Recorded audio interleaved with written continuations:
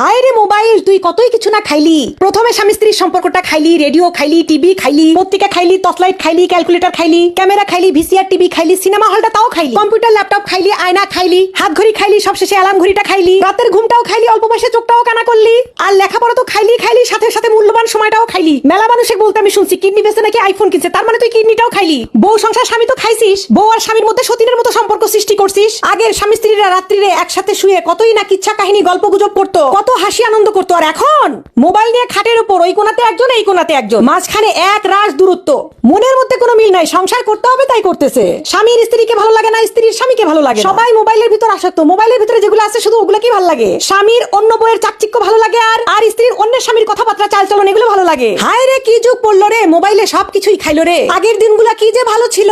আগে স্বামী স্ত্রীর সম্পর্ক দেখলে বুক ভরে যেত। আমাদের নানি দাদিরা যে আছে তাদের ভালোবাসা দেখলে এখনো মনটা ভরে যায়। আর আমাদের মধ্যে খালি মারামারি ফাটাফাটি।